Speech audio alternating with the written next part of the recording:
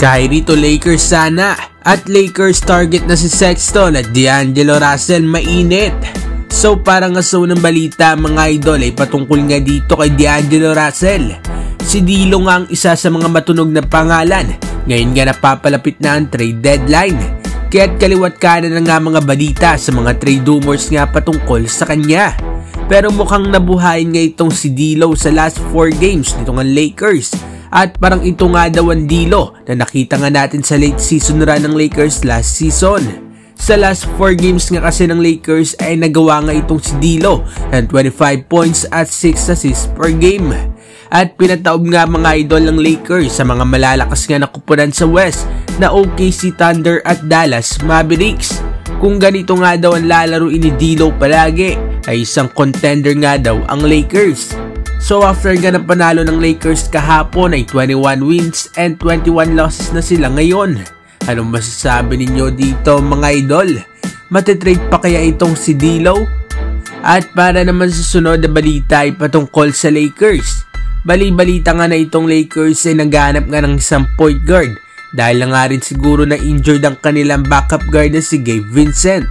At ayon naman sa balita ni Dave McMenamin ay itong sila Colin Sexton at Tyus Jones nga daw ang most likely na targetin nga ng Los Angeles Lakers. Si Sexton ay may hahalin tulad natin kay Kyrie na isang legit scoring guard kung saan nga ay may average sa 17 points at 4 assists per game. Habang si Tyus Jones naman ay mahusay nga na playmaker at kaya ring umscore.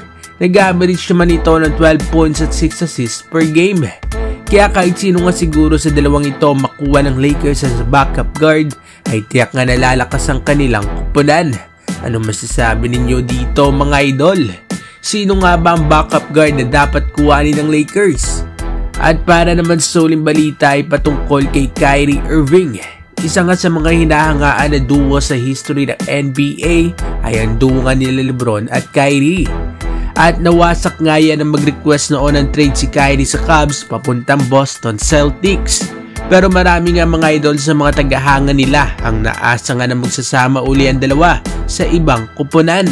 At ayon naman sa balita ay interesado nga daw talaga itong si Kyrie Irving sa ideya nga na makipag-reunion kay LeBron dito nga sa Los Angeles Lakers.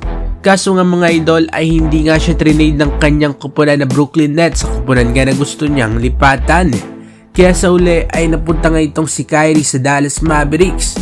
So sayang nga daw mga idol at ngayon ay mukhang wala nang reunion na mangyayari nga sa pagitan ni LeBron at Kyrie. Anong masasabi ninyo dito mga idol? Mag-comment sa baba at ating babasahin yan. Huwag kakalimutan mag-like, subscribe para sa iba pang balitang NBA. Maraming salamat po.